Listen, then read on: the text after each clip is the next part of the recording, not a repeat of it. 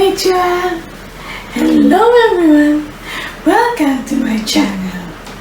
For today's recipe, I'm gonna share with you is the Okinawa's popular recipe, the Goya Champon or the stir-fry bitter gourd. So, without further ado, let's get started.